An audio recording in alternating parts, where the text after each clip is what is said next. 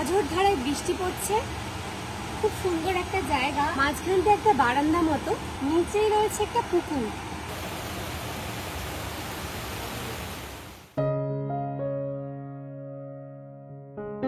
হাতে লম্বা ছুটি নেই, কিন্তু বর্ষার আবহে মনটা উড়ুড়ু করছে। সপ্তাহান্তে একটা দিন ঘুরে আসতেই পারেন নদীর ধারে ভীষণ সুন্দর এক অভিজাত রিসর্টে, আর সাথে এক রাজকীয় ভোজ। প্রচুর খায়। জলদস্যুদের হাত থেকে বাঁচতে গঙ্গার পাড়ে ইংরেজ আমলে নির্মিত হয় এক দুর্গ।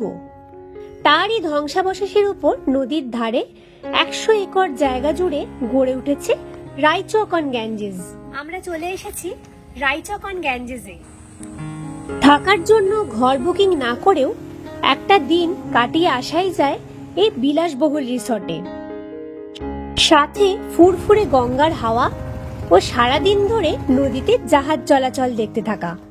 রায়চকের পাশ দিয়েই বয়ে চলেছে গঙ্গা। কিভাবে? সবটা জানতে শেষ পর্যন্ত দেখতে হবে ভিডিওটা।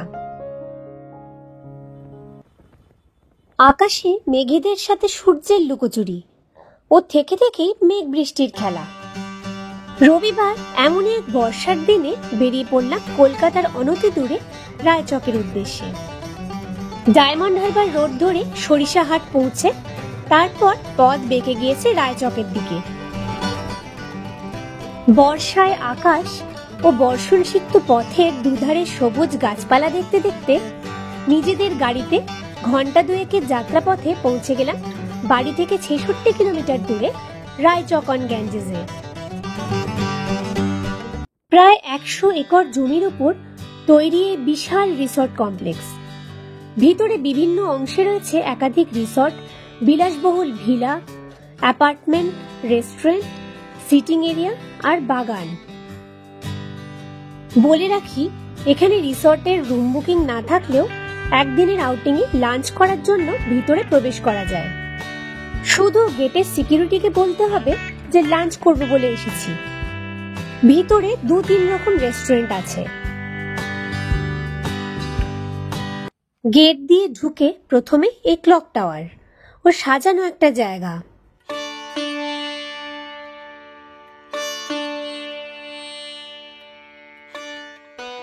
এর পাশের রিসর্টটা হলো ফোর্ট সুইটস, বিলাসবহুল থাকার জায়গা। এখানে গ্রাউন্ড ফ্লোরে আছে মাল্টি কুইজিন রেস্টুরেন্ট, কোর্টইয়ার্ড। আমরা চলে এসেছি রায়চক অন গ্যাঞ্জেসে। 100 একর জায়গা জুড়ে অবস্থিত এই রায়চক অন গ্যাঞ্জেসে অনেকগুলো থাকার আর খাওয়ার জায়গা রয়েছে। এইখানটা হলো দ্য ফোর্ট সুইট।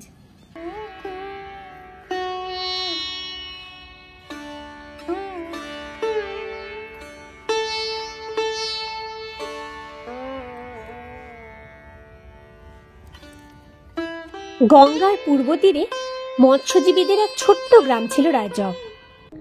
জলদস্যুদের প্রতিরোধে অষ্টাদশ শতাব্দীর শেষের দিকে ইংরেজরা গঙ্গার ধারে নির্মাণ করে এক দুর্গ। এক ব্রিটিশ কমান্ডার জেনারেল ওয়াটসন তার পরিবার ও 65 জন সেনাকে নিয়ে বসবাস করতেন এই দুর্গে। পরবর্তীকালে জলদস্যুদের আক্রমণে এই কেল্লা বিধ্বস্ত হয়। স্বাধীনতার পর অনেক বছর অবহেলায় পড়েছিল গঙ্গার পাড়ের এই কেল্লা। এরপর 90-এর দশকে সেই কেল্লাকেই রিনোভেট করে গড়ে ওঠে বিলাসবহুল হোটেল ফোর্ট র্যাডিসন, যার আজকের নাম রায়চক অন গ্যাঞ্জেস। বিশাল কম্পাউন্ডের মধ্যে রয়েছে 4টে রিসর্ট। প্রাচীন দুর্গের মূল অংশে এই ফোর্ট রায়চক। গঙ্গা কিনারে রয়েছে গঙ্গা কুটির। এছাড়াও রয়েছে স্পা রিসর্ট আনায়া ও ফোর্ট সুইটস। যারা একদিনের আউটিংয়ে আসেন তাদের জন্য রয়েছে 3টে রেস্টুরেন্ট। ফোর্টের মধ্যে রিফ্লেকশন, গঙ্গা কুটির সংলগ্ন সোনার তরী, আর ফোর্ট সুইটসে কোর্টইয়ার্ড। এছাড়াও কম্পাউন্ডের ভিতরে রয়েছে কিছু প্রাইভেট ভিলা, অ্যাপার্টমেন্ট, বাগান আর পুল। যে কোনো এক জায়গায় পছন্দ মতো লাঞ্চ সেরে শুধু প্রাইভেট ভিলা বাদ দিয়ে যতক্ষণ খুশি কাটানো যায় রিসর্টের নানান অংশে। কোর্টিয়ার্ড রেস্টুরেন্ট থেকে নদীর ভিউ না থাকায় আমরা চললাম খানিক দূরে সোনার তরীতে। এখানে বলে রাখি যে বর্তমানে রিনোভেশনের জন্য ফোর্ট ও গঙ্গা কুটির সহ এই রিসর্ট কমপ্লেক্সের কিছু অংশ বন্ধ আছে, তবে খোলা আছে ফোর্ট সুইটস। আর খাওয়া দাওয়ার জন্য খোলা আছে কোর্টিয়ার্ড ও গঙ্গা কুটির সংলগ্ন সোনার তরী। পুরোটাই যেন একটা শহর। এর মালিকানা এখন নেওটিয়া গ্রুপের। এই রিসর্ট কমপ্লেক্সের এক অংশ থেকে আরেক অংশ এতটাই দূরে যে পায়ে হেঁটে যাওয়া অসুবিধাজনক।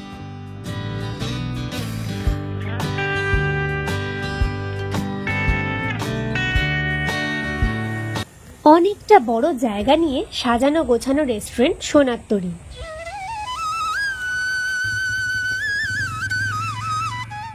পাশেই গঙ্গা কুটির ও দেখা যাচ্ছে গঙ্গা।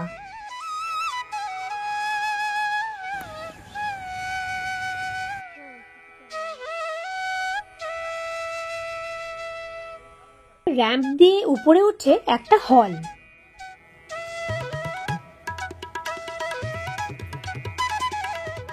দেওয়ালে রবীন্দ্রনাথের বেশ কিছু ছবি, নানান পুরনো ধাঁচের আসবাব ও সামগ্রী। রবীন্দ্রনাথের থিমে তৈরি সোনার তরী দেওয়া হয়েছে একটা অ্যান্টিক ও পুরনো লুক। পুরনো আমলের পান সাজার জিনিস। তার বাইরে বারান্দা, নিচেই রয়েছে একটা পুকুর।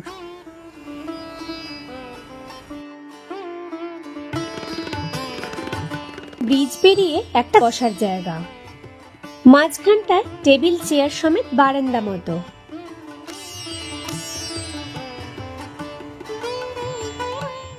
সেটা পেরিয়ে আরেকটা হল।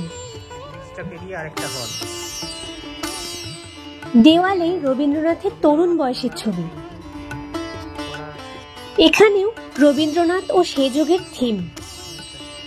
দিনের খাট বা পালঙ্কর মতন রাখা আছে, একটা পুরোনো দিনের ব্যবহৃত নানা রকম সামগ্রীর মাধ্যমে একটা অ্যান্টিক স্টাইল ফুটিয়ে তোলা হয়েছে এখানে।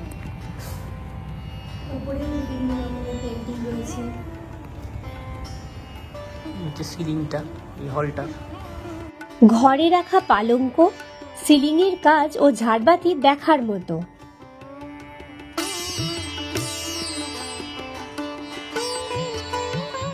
ওই যে দেখা যাচ্ছে গঙ্গা। সব মাছ ধরার ট্রলার গুলো খাড়ি দিয়ে ভেতরে চলে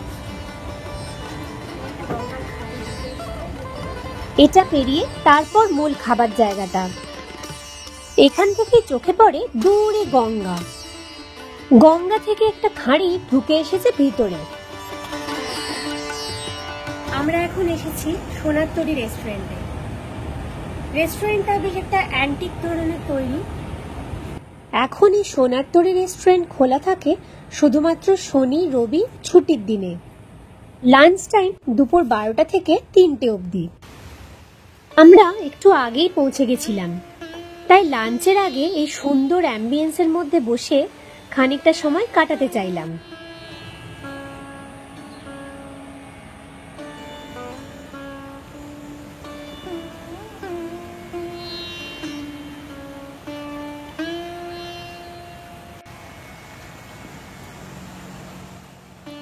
শুরু হলো বৃষ্টি। অঝোর ধারায় রিমঝিম বৃষ্টি। চারপাশ খোলাই বারান্দায় বসে বৃষ্টি দেখতে খুব ভাল লাগছিল।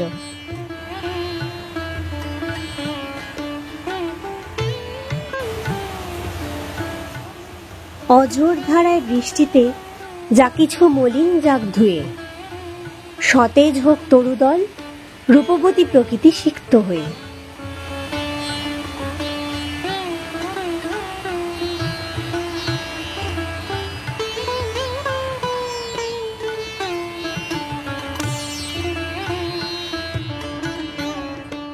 এরপর লাঞ্চ। সোনার তরী বাঙালি খাবারের জন্য বিখ্যাত রেস্টুরেন্ট।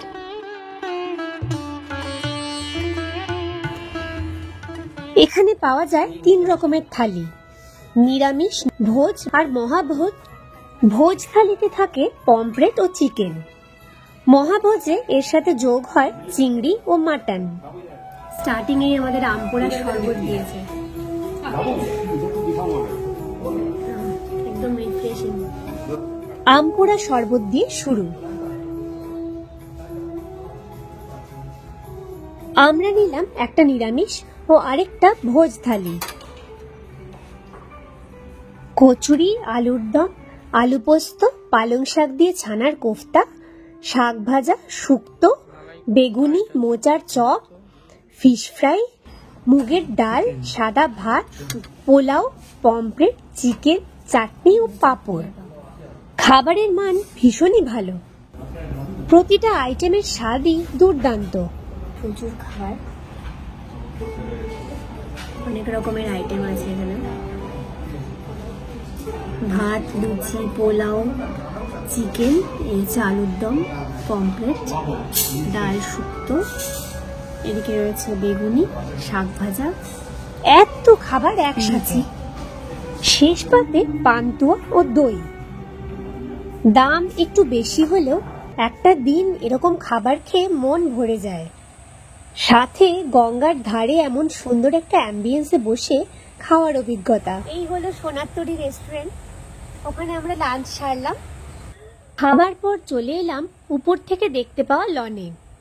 সবুজ গালিচার মতো ঢেউ খেলানো লন, তার উপর কিছু বসার জায়গা, রাখা আছে নৌকার মডেল।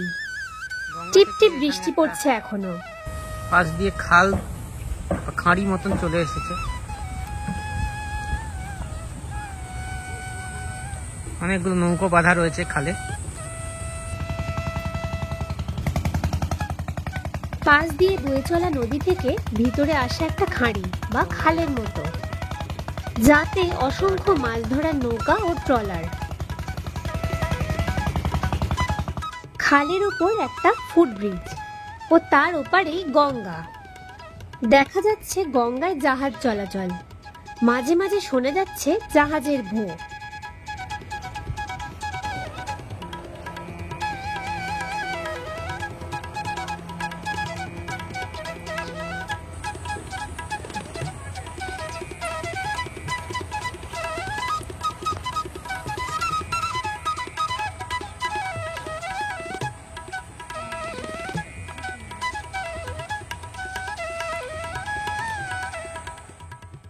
রিসর্টের বাউন্ডারির ঠিক পাশেই একটা মন্দির।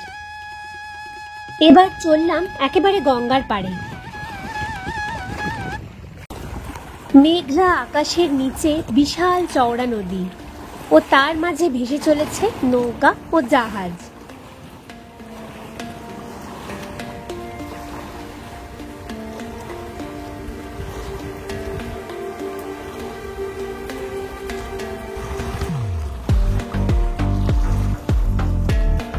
সামনে দিয়ে চলাচল করছে একের পর এক কার্গো শিপ, কলকাতা বন্দর থেকে সমুদ্রের দিকে কিংবা সমুদ্র থেকে কলকাতা বন্দরের দিকে। কয়েক পশলা বৃষ্টির পর নদীর ধারের খোলা হাওয়ায় জুড়িয়ে যায় প্রাণ। আমরা এখন এসেছি একদম গঙ্গার ধারে। রায়চকের পাশ দিয়েই বয়ে চলেছে গঙ্গা, আর এখানে আমরা দাঁড়িয়ে রয়েছি। জায়গাটা মনে হচ্ছে যেন একদম জাহাজের ডেকে দাঁড়িয়ে রয়েছি। নদীতে ভেসে চলেছে একের পর এক মালবাহী জাহাজ, ভটভটি নৌকা, ছোট ছোট নৌকা, ট্রলার।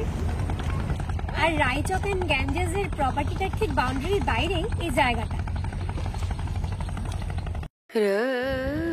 ঘন নীল মেঘে ঢাকা আকাশ ও তার সাথে চওড়া নদীর এক দারুণ কালার কম্বিনেশন।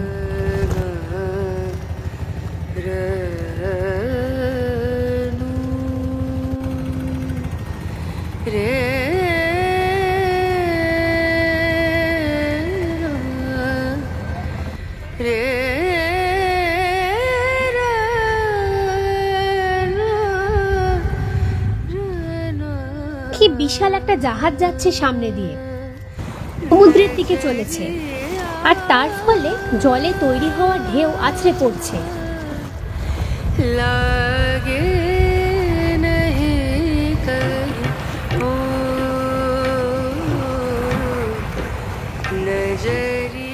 এপারটা দক্ষিণ 24 পরগনা ও নদীর ওপারটা পূর্ব মেদিনীপুর।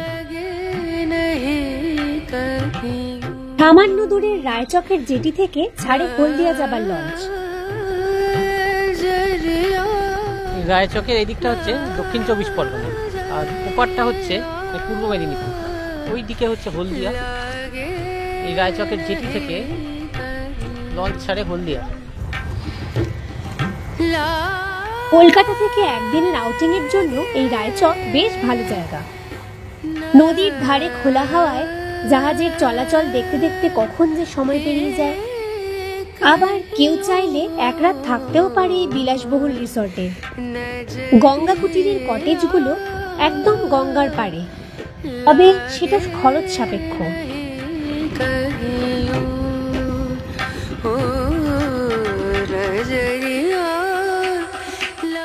রায়চকন গ্যাঞ্জেসে একটা বেলা কাটিয়ে এবার ফেরার পালা।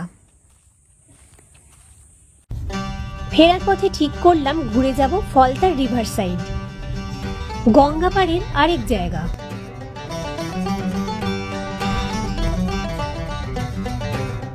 রায়চক থেকে রওনা হলাম ফলতার দিকে, নূরপুর হয়ে। একসময় ফলতায় ইন্ডাস্ট্রিয়াল পার্ক বানানোর উদ্যোগ নেওয়া হয়েছিল। কিছু ছোটখাটো কারখানা নির্মাণ হলেও সেভাবে সফলতা পায়নি সেই পরিকল্পনা। পৌঁছে গেলাম একদম গঙ্গার ধারে।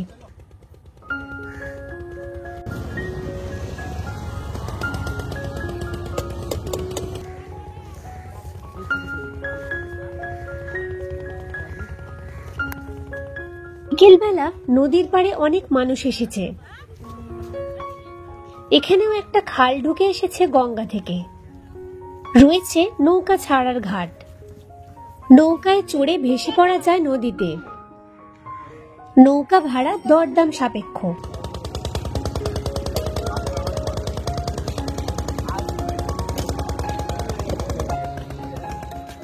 আজ আকাশ মেঘলা বলে এ সময় নদীতে সূর্যাস্ত দেখার আশা ছাড়তে হলো।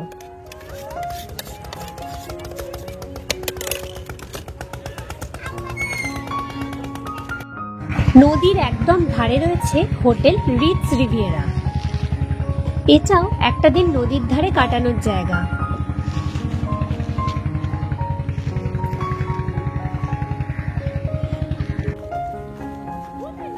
নদী ও খালের সংযোগস্থলে যে সবুজ চড়াটা দ্বীপের মতো দেখাচ্ছে, বিকেলবেলা অনেকেই সেখানে পৌঁছে গেছে নদীর মাঝে খানিকক্ষণ সময় কাটাতে।